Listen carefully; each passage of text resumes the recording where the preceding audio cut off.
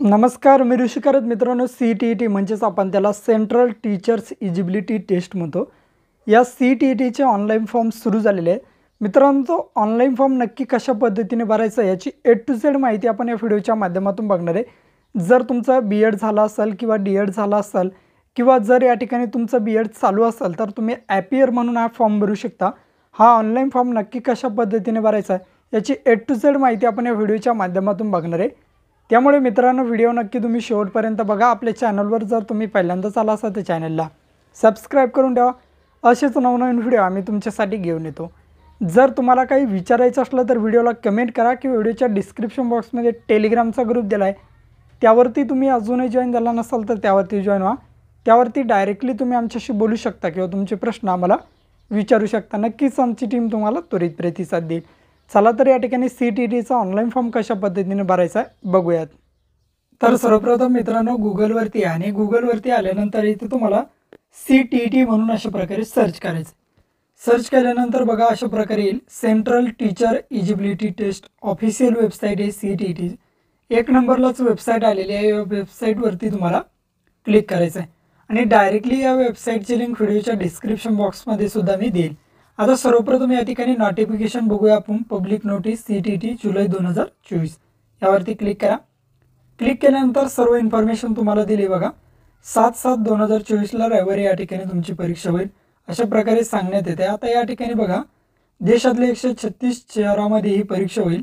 आता फॉर्म तुमचे 7/3/2024 पासून तर 2/4/2024 पर्यंत या ठिकाणी चालणार आहे. याच कालावधीत मित्रांनो तुम्हाला फॉर्म भरायचा आहे. जर तुम्ही लवकर फॉर्म भरला नाही तर या ठिकाणी महाराष्ट्रातील सेंटर फुलसुद्धा होतात. ॲप्लाय फॉर CTET जुलै 2024 यावरती तुम्हाला क्लिक करायचं आणि सेंटर फुल झाल्यानंतर तुम्हाला बाहेरच्या राज्यामध्ये सेंटर मिळतं.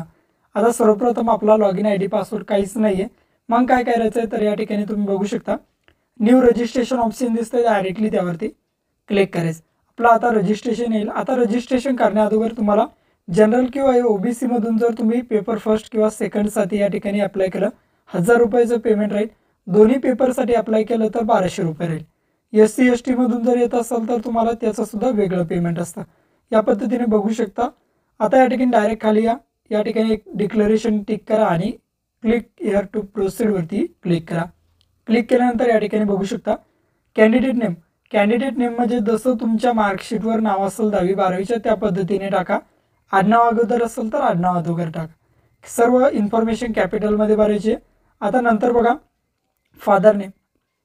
फादर नेममध्ये काय करायचं तर तुम्हाला तुमच्या वडिलाचं फक्त नाव टाकायचं आहे. मदर नेममध्ये तुम्हाला तुमच्या आईचं नाव टाकायचं आहे. डेट ऑफ बर्थ दिनांक, महिना आणि वर्ष या फॉर्मॅटमध्ये डेट ऑफ बर्थ टाका. जेंडर मेल, फिमेल, ट्रान्सजेंडर काय जे असेल ते निवडून घ्या. तर आपण या ठिकाणी निवडून घेऊ. Identity voter card, passport, bank passbook, ration काही देऊ शकता. आता एनी अदर गव्हर्नमेंट प्रूफ या ठिकाणी मी घेतो आणि खाली आधार नंबर टाकतो. काही इश्यू तुम्हाला या ठिकाणी येणार नाही. डायरेक्टली आधारचा ऑप्शन नाही. नंतर मग राहणार कुठले, पोस्ट, तालुका कोणता आहे, तुमची कंट्री या ठिकाणी इंडिया सिलेक्ट करून घ्या. स्टेट आपलं महाराष्ट्र राज्य या ठिकाणी निवडून घ्यायचं आहे. महाराष्ट्र राज्य निवडल्यानंतर खाली तुम्हाला डिस्ट्रिक्ट विचारला आहे. तुम्हाला तुमचा जिल्हा जो जिल्हा असेल तो जिल्हा या ठिकाणी तुम्ही निवडून घ्या. निवडल्यानंतर पिनकोड टाका. तुमचा ईमेल ID टाका. परत तोच ईमेल ID टाका. ईमेल ID जो तुम्ही रेग्युलर यूज करतात तो टाका. तुमचा मोबाईल नंबर टाका. कन्फर्म मोबाईल नंबरमध्ये परत तुमचा मोबाईल नंबर टाकायचा. ईमेल ID आणि मोबाईल नंबर कम्युनिकेशनसाठी तुम्हाला लागणार आहे, त्यामुळे दोन्हीसुद्धा जे तुम्ही यूज करतात तेच टाका.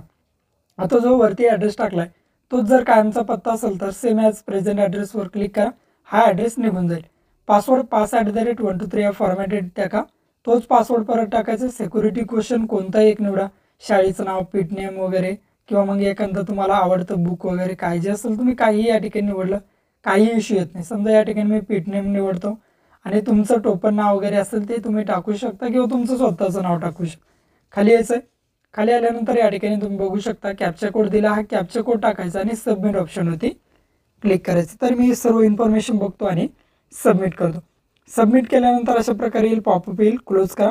क्लोज केल्यावर सर्व इन्फॉर्मेशन चेक करा. तुमचं नाव, तुमच्या वडिलांचं नाव, तुम्ही टाकलेला ॲड्रेस वगैरे सर्व इन्फॉर्मेशन, डेट ऑफ बर्थ बरोबर आहे का एकदा चेक करायचं. व्हॅलिड आहे का, तुमचा आधार नंबर वगैरे व्यवस्थित आहे का. आणि खाली आल्यानंतर तुमचं नाव चेक करा. जर बरोबर असेल तर या बॉक्सला टिक करत या. तुमच्या वडिलांचं नाव, आईचं नाव, जन्मतारीख, gender, address, mobile number, email सर्व बरोबर असेल तर सर्व बरोबर आहे. खाली डिक्लेरेशन आहे, आय ॲग्रीवरती क्लिक करा आणि सबमिट अँड सेंड OTPवरती क्लिक करा. येस करा, पॉपअप येईल. तुमच्या मोबाईलवरती एक OTP आला आहे, तो OTP या ठिकाणी तुम्हाला टाकायचं. OTP टाकून द्या. OTP टाकून सबमिट रजिस्ट्रेशन फॉर्मवरती क्लिक करायचं. म्हणजेच काय तर तुमचा मोबाईल या ठिकाणी व्हेरीफाय होऊन जाईल. आता तुमच्या मोबाईलवरती OTP आलेला आहे, तो OTP या ठिकाणी टाका 6 अंकी आणि सबमिट करून द्या. सबमिट करतो. सबमिट केल्यानंतर बघा आता रजिस्ट्रेशन कंप्लीट झालं आहे. ॲप्लिकेशन नंबरसुद्धा जनरेट झालेला आहे. कंप्लीट ॲप्लिकेशन फॉर्मवरती क्लिक करा. क्लिक केल्यानंतर बघा आता आपल्या एवढे स्टेप कंप्लीट करायचे. Contact detail, personal detail, apply examination CT, qualification, photo आणि फायनल सबमिट. तर पर्सनल डिटेल्सवरती या ठिकाणी क्लिक करा. तुमचं नाव वगैरे, डेट ऑफ बर्थ, जेंडर, आईचं नाव, वडिलांचं नाव दाखवलं आहे.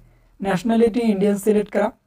कॅटेगरी विचारली. आता कॅटेगरीमध्ये तुमची जी कॅटेगरी जनरल आहे की SC आहे की ST आहे की OBC NCL आहे, नॉन क्रिमिनल धारक असेल तर OBC NCL निवडा.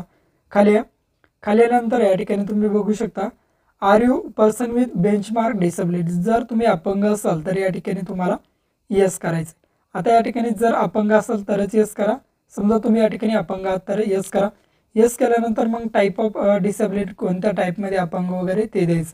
नसेल तर डायरेक्टली नो करायचं.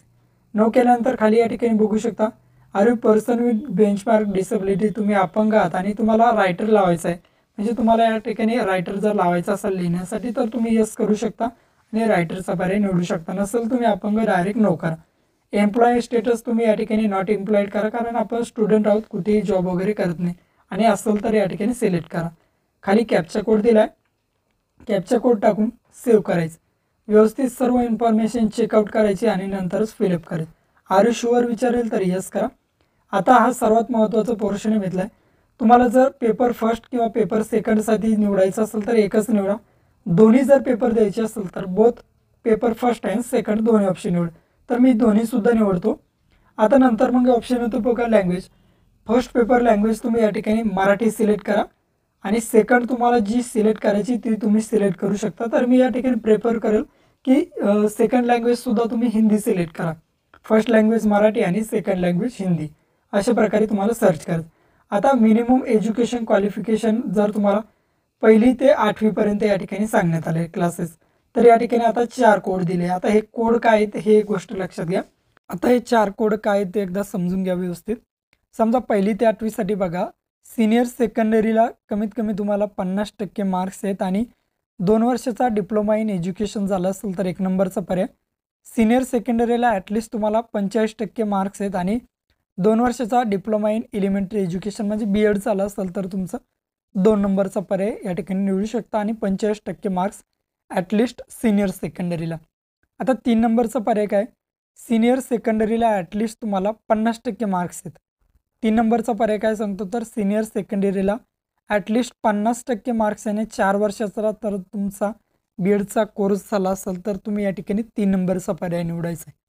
आता 4 नंबरचा पर्याय काय सांगतो, सिनियर सेकंडरीला ॲटलिस्ट तुम्हाला 50% मार्क्स आहेत आणि 2 वर्षाचा डिप्लोमा इन एज्युकेशन स्पेशल एज्युकेशनचा जर तुमचा कोर्स झाला असेल BEdचा तर तुम्ही 4 नंबरचा पर्याय. तर आपलं BEd झालं आहे आणि 45% सिनियर सेकंडरीला मार्क म्हणून 2 नंबरचा पर्याय या ठिकाणी आपल्यासाठी तो निवडा. आता समजा 6वी ते 8वीसाठी कशा पद्धतीने निवडायचं आहे त्याच पद्धतीने समजत नसेल तर इंग्लिश टू मराठी ट्रान्सलेशन करा, तुम्हाला व्यवस्थित कळेल. 8 कोड आहेत बघा. आता पहिला कोर्स काय सांगतो, ग्रॅज्युएशन किंवा तुम्ही ॲपियर आहात फायनल इयरला, 2 year diploma in elementary education. जर तुमचा 2 वर्षाचा डिप्लोमा इन एलिमेंटरी एज्युकेशन झाला असेल आणि ग्रॅज्युएशन झालं असेल किंवा ॲपियर असेल तर 1 नंबरचा पर्याय. 2 नंबरचा पर्याय 50% मार्क्स तुम्हाला ग्रॅज्युएशन किंवा पोस्ट ग्रॅज्युएटमध्ये आणि appear in final bachelor of ed आणि 2 वर्षाचं तुमचं BEd झालं आहे किंवा 50% मार्क्स तुम्हाला या ठिकाणी आहेत तर तुम्ही 2 नंबरचा पर्याय या ठिकाणी निवडू शकता.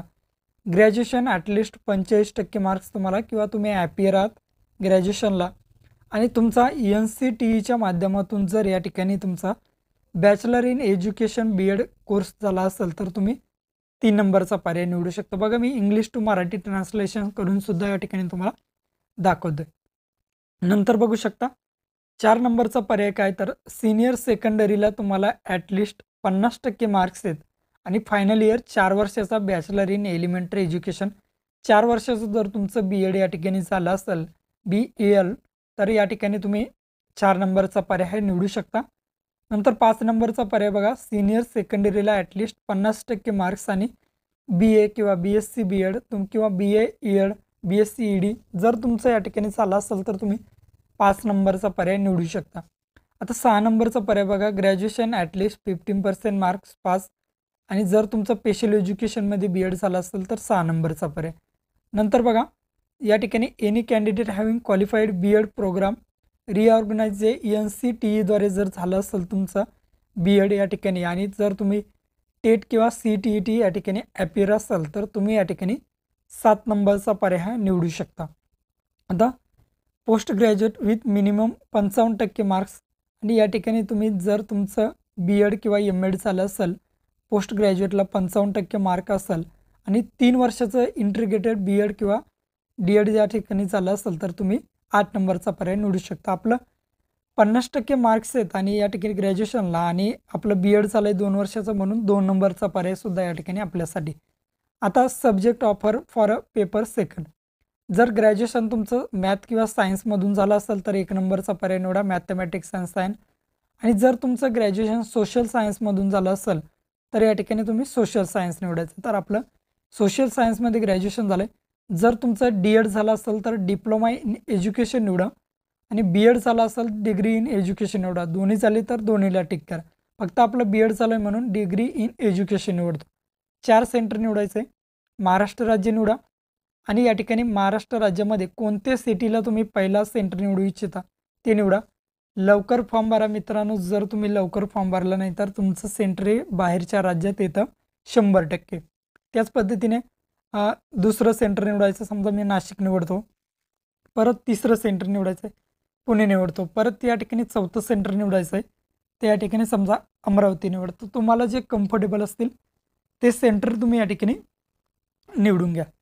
खाली कॅप्चा कोड आलेला आहे, हा कॅप्चा कोड व्यवस्थित टाकायचा आहे आणि सेव्ह अँड नेक्स्ट ऑप्शनवरती तुम्हाला या ठिकाणी क्लिक करायचं. तर मी या ठिकाणी कॅप्चा कोड वगैरे टाकून देतो आणि सेव्ह करतो. आता बेसिक आपली सर्व इन्फॉर्मेशन झालेली आहे. आर यू शुअर विचारतील तर या ठिकाणी ओके करा. आता द्यायचं तुमचं बी-एडचं इन्फॉर्मेशन. समजा बी-एड तुम्ही झालेलं आहे तर तुम्ही पास इन स्टेटस या ठिकाणी येईल तुमचं पास. नंतर मग इयर ऑफ पासिंग किंवा ॲपेरिंग, कोणत्या वर्षी तुम्ही बी-एड कंप्लीट झालं आहे ते वर्ष या ठिकाणी निवडा. समजा तुमचं 2023ला कंप्लीट झालं बी-एड. नंतर मग कोर्स किंवा स्ट्रीम येईल तर या ठिकाणी एज्युकेशन एलिमेंटरी या ठिकाणी तुमचं निवडून घ्यायचं आहे. नंतर बोर्ड किंवा युनिव्हर्सिटी नेम आहे. तुमचं बोर्ड किंवा युनिव्हर्सिटी जी असेल ती युनिव्हर्सिटी या ठिकाणी निवडून घ्यायचं किंवा तुमच्या डायरेक्टली कॉलेजचं नाव तुम्ही या ठिकाणी सर्च करा. तुमच्या कॉलेजचं नाव हे डायरेक्टली येऊन जाईल. तर या ठिकाणी बघू शकता मी सर्च करून घेतो. बघा तुमचं कॉलेजसुद्धा या ठिकाणी सापडेल. समजा जे कॉलेज असेल ते कॉलेजचं तुम्ही नाव सर्च करा, ॲटोमॅटिकली या ठिकाणी नाव येतं आणि ते कॉलेज तुम्हाला निवडून घ्यायचं. तर या ठिकाणी समजा मी सर्च करतो आणि माझं कॉलेज या ठिकाणी निवडून घेतो. कॉलेज निवडल्यानंतर समोर रिझल्ट मोड आलेला आहे. जर तुम्हाला पर्सेंटेज असतील तर पर्सेंटेज निवडा आणि CGPA असतील तर CGPA निवडा. तर आपल्याला पर्सेंटेज म्हणून मी पर्सेंटेज निवडतो. नंतर मग खाली येतील बघा टोटल मार्क किती पडले ते टाकायचं. समजा तुम्हाला 2000 पैकी आहेत टोटल मार्क तर ते किती आहेत ते टाका. नंतर मार्क्स ऑप्टेन तुम्हाला किती पडले 2000 पैकी समजा 1520 पडले तर 1520 ॲटोमॅटिकली समोर पर्सेंटेज आलेत. आणि इन्स्टिट्यूट पिनकोड तुमची जे कॉलेज आहे किंवा शाळा आहे कॉलेज आहे त्या कॉलेजचं पिनकोड टाकायचं आहे, कॅप्चा कोड टाकायचा आणि सेव्ह अँड नेक्स्ट करायचं. कॉलेजचा पिनकोड व्यवस्थित टाका आणि सेव्ह अँड नेक्स्ट करा. आता समजा या ठिकाणी हे झालं ज्यांचं बी-एड कंप्लीट झालं. आता तुमचं बी-एड समजा चालू आहे, तुम्ही ॲपियर आहात तर या ठिकाणी पास स्टेटस आपला ॲपियर येईल. नंतर इयर ऑफ पासिंगमध्ये 2024 आपलं चालू आहे म्हणून मी 2024 ॲटोमॅटिकली येईल. कोर्स किंवा स्ट्रीम एज्युकेशन एलिमेंटरी एज्युकेशन येईल. बोर्ड किंवा युनिव्हर्सिटी परत तुम्हाला तुमच्या या ठिकाणी कॉलेजचं नाव निवडून घ्यायचं. या ठिकाणी तुम्हाला सर्च करायचं किंवा डायरेक्टली तुम्ही या ठिकाणी चेकआउट करून तुमच्या कॉलेजचं नाव हे सर्च करू शकता. इथं सर्व कॉलेजेस आलेले आहेत, त्या ठिकाणी तुम्हाला तुमचं कॉलेज निवडायचं आहे आणि त्या कॉलेजचं नाव सिलेक्ट करायचं. परत विचारतील इन्स्टिट्यूट पिनकोड तुमच्या कॉलेजचा ज्या तालुक्यामध्ये आहे ज्या शहरात आहे तेथील पिनकोड या ठिकाणी टाका आणि कॅप्चा कोड टाकून सेव्ह अँड नेक्स्ट करा. आर यू शुअर विचारेल तर या ठिकाणी यस करायचं आहे. शुअर. येस केल्यानंतर आता तुम्हाला फोटोग्राफ आणि सिग्नेचर अपलोड करायचे. 10 ते 200 KB तुमचा फोटो JPG फॉर्मॅटमध्ये फक्त अपलोड करायचा आहे. चूज फाईलवरती क्लिक करा. फोटोग्राफ या ठिकाणी येईल. अपलोड ओरिजिनल करायचं तर ओरिजिनल करा. क्रॉप करायचं असलं तर क्रॉप करू शकता आणि ॲक्शनच्या खाली अपलोड बटन आहे त्यावरती क्लिक करा. Image upload successfully. तुमचा फोटोग्राफ अपलोड झाला आहे. आता तुम्हाला सिग्नेचर अपलोड करायचे. JPG फॉर्मॅटमध्ये 4 ते 30 KBच्या दरम्यान सिग्नेचर अपलोड करायचे. चूज फाईलवरती क्लिक करा. या ठिकाणी तुम्हाला तुमची सिग्नेचर जिथे असेल ती सिग्नेचर निवडा आणि याच पद्धतीने परत सिग्नेचरसुद्धा अपलोड करून घ्यायचे. तर मी सिग्नेचर या ठिकाणी अपलोड करून घेतो. चूज फाईलवरती क्लिक करून सिग्नेचर अपलोड करून बरोबर सिग्नेचर जर या बॉक्समध्ये असेल तर अपलोड ओरिजिनलवरती क्लिक करा. File upload successfully. सिग्नेचर आणि फोटो दोन्हीसुद्धा अपलोड झाले. दोन्हीसुद्धा चेक करायचे नंतरच समोर जायचे. दोन्हीसुद्धा मी चेक केलेत. कॅप्चा कोड आलेला आहे बघा. हा कॅप्चा कोड एकदम व्यवस्थित फिलअप करायचा आहे आणि सेव्ह नेक्स्ट ऑप्शनवरती तुम्हाला या ठिकाणी क्लिक करायचं. क्लिक केल्यानंतर या ठिकाणी तुम्ही बघू शकता सेव्ह झालेलं आहे. आर यू शुअर विचारेल तर या ठिकाणी यस करा. तुम्ही भरलेली सर्व इन्फॉर्मेशन या ठिकाणी आलेली आहे. चेकआउट करायची सर्व इन्फॉर्मेशन बरोबर आहे का, सिग्नेचर फोटो तुमचा आहे का, तुमचं नाव बरोबर असेल तर या बॉक्सला टिक करा. फादर नेम चेक करा आणि जे जे बरोबर असेल त्या बॉक्सला टिक करत घ्या. या ठिकाणी सर्व इन्फॉर्मेशन आपली बरोबर आहे म्हणून मी सर्व बॉक्स टिक करतो. डिक्लेरेशन आलं आहे. डिक्लेरेशन एकदा वाचून घ्या. कन्सर्ट आला आहे. आय ॲग्रीला टिक करून फायनल सबमिट करा. सबमिट केल्यानंतर आर यू शुअर विचारेल तर यस. आर यू शुअर आपण शुअर आहात की फायनल सबमिट करा. आता आपल्याला करायचं आहे तुमचा email verified. Your email I D it to be verified यावरती तुम्हाला क्लिक करायचं आहे. क्लिक केल्यानंतर तुमचा ईमेल आय डी दाखवला जाईल. सिक्युरिटी पिन दाखवला जाईल आणि या ठिकाणी तुम्ही चेंज करू शकता ईमेल आय डी अजूनही. तर आपला ईमेल आय डी बरोबर आहे म्हणून मी सबमिट ऑप्शनवरती क्लिक करतो. सबमिट केल्यानंतर तुमच्या ईमेल आय डीवरती एक OTP पाठवला जाईल. तो OTP या ठिकाणी टाका. OTP टाकल्यानंतर या ठिकाणी ओके करायचं आहे. OTP तुमच्या ईमेल आय डीवरती आलेला आहे. तो OTP या ठिकाणी एंटर करा आणि ईमेल तुमचा व्हेरीफाय करून घ्या. तर मी ईमेल आय डी व्हेरीफाय करतो. व्हेरीफायवर क्लिक करतो. ईमेल व्हेरीफाईड सक्सेसफुली झालेला आहे. आता क्लिक टू गो होमवरती क्लिक करा. क्लिक केल्यानंतर या ठिकाणी तुम्ही बघू शकता आता पेमेंट करायचं. पे एक्झामिनेशन फी दोन्ही पेपर निवडलेत म्हणून आपल्याला 1200 रुपयाचं पेमेंट आलेलं आहे. तुमचं नाव वगैरे दाखवलं जाईल. आता ऑनलाईन पेमेंट करायचं तर ऑनलाईन पेमेंटवर क्लिक करा. प्रोसीड फॉर पेमेंट या ऑप्शनवरती क्लिक करायचं आहे. क्लिक केल्यानंतर पेमेंटचं पेज तुमचं रिडायरेक्ट होईल. Any debit card, credit, net banking कशानेही पेमेंट करू शकता. तर तुम्ही डेबिट कार्ड किंवा ATMने पेमेंट करा. प्रोसीड फॉर पेमेंटवरती क्लिक करायचं आहे.